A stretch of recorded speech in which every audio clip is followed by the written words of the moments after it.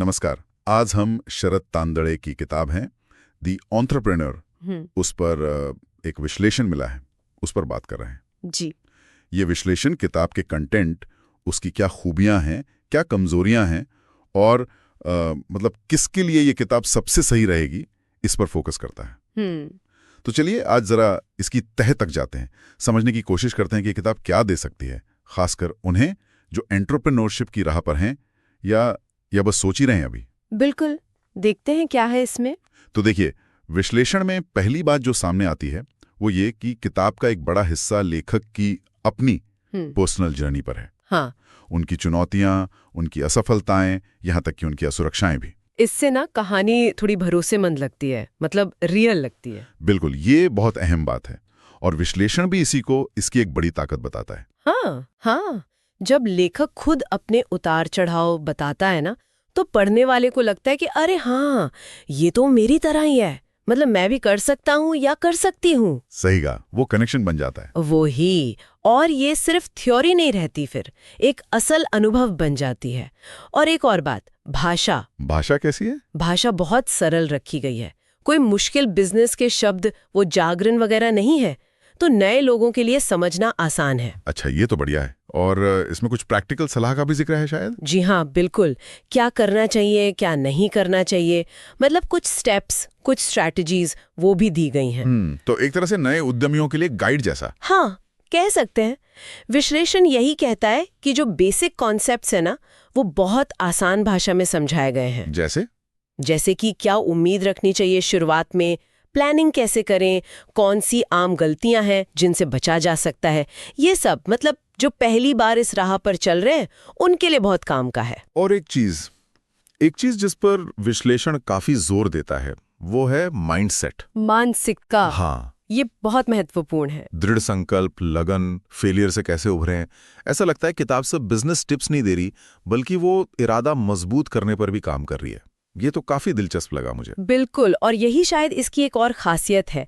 उद्यमिता सिर्फ पैसे या प्लान का खेल नहीं है ना, बहुत कुछ आपकी सोच, आपकी हिम्मत पर टिका होता है। सही कहा। तो ये पहलू इसे सिर्फ एक कैसे करे गाइड से ज्यादा एक मोटिवेशनल साथी जैसा बना देता है।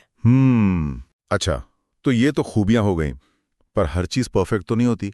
क्या विश्लेषण में कुछ कमियों या लिमिटेशंस का भी जिक्र है? हाँ, बिल्कुल है। साफ तौर पे कहा गया है कि जो लोग पहले से ही मतलब बिजनेस थियरी जानते हैं या प्लानिंग में अच्छे हैं, एडवांस लेवल पर हैं जो थोड़े अनुभवी हैं, उन्हें शायद इसमें दी गई सलाह थोड़ी बेसिक लगे, बुनियादी सी। अच्छा, और ये किताब ना बहुत गहरे एनालिसिस में या डिटेल्ड केस स्टडीज में नहीं जाती। आंकड़े, डेटा, वो सब शायद उतना नहीं मिलेगा। इसका झुकाव मोटिवेशन और अनुभव शेयर करने पे ज्यादा है, ना कि एकेडमिक विश्लेषण पर। तो मतलब अगर कोई किसी खास इंडस्ट्री, मान लीजिए कोई टेक स्टार्टअप खोल रहा है, उसके लिए बहुत स्पेसिफिक स्ट्रैटेजी ढूंढ रहा है, तो शायद उसे यहाँ वो चीज ना मिले। या गहरी फाइनेंशियल प्लानिंग, संभवतः वो भी नहीं। विश्लेषण के मुताबिक इसका दायरा लेखक की अपनी यात्रा और जो जनरल प्रिंसिपल्स है उद्यमिता के, उन्हीं पर केंद्रित है। ये सेक्टर स्पेसिफिक या बहुत जटिल मार्केट एनालिसिस वाली किताब नहीं है। ये एक तरह से नींव रखने वाली किताब ज्यादा है। समझ गया। तो इन सब बातों को अगर हम देखें, इसकी ताकतें, इसकी सीमाएं, तो आखिरकार विश्लेषण किन लोगों के लिए इस किताब को सबसे ज्यादा रिकमेंड करता है? देखिए, जो निचोड़ निकलता है वो ये है कि ये किताब उनके लिए सबसे अच्छी है जो अपनी एंटरप्रेन्योरशिप की यात्रा के बिल्कुल शुरू में है, एकदम फ्रेशर्स। हाँ, या अभी सिर्फ सोच ही रहे हैं, और जिन्हें प्रैक्टिकल टिप्स के साथ साथ एक प्रेरणादायक कहानी पसंद है। और एक खास बात, मराठी पाठक जिन्हें अपनी भाषा में आसानी से समझ आने वाली और कल्चरली रिलेटेबल, मतलब जिससे वो जुड़ाव महसूस कर सकें, ऐसी सामग्री चाहिए, उनके लिए ये बहुत फायदेमंद हो सकती है। तो कुल मिलाकर ये एक मजबूत मोटिवेशनल और एक तरह से फाउंडेशनल गाइड है, खासकर नए और मराठी भाषी उद्यमियों के लिए। बिल्कुल। ये शायद किसी MBA कोर्स या बहुत डिटेल्ड फाइनेंस गाइड की जगह तो नहीं लेगी, पर वो माइंडसेट बनाने में, शुरू की मुश्किलों को समझने में, और हिम्मत बनाए रखने में, उसमें काफी मददगार हो सकती है। सही कहा। विश्लेषण का सार यही है। ये आपको शायद ये ना सिखाए कि बिजनेस मॉडल कैसे बनाएं या फंडिंग कैसे लाएं, लेकिन उस सफर के लिए जो दिमागी तैयारी चाहिए ना, वो मेंटल रेडीनेस, उसमें ये मदद कर सकती है। तो संक्षेप में कहें, शरद तांडळे की द एंटरप्रेन्योर अनुभव, प्रेरणा और बुनियादी मार्गदर्शन का एक पैकेज है।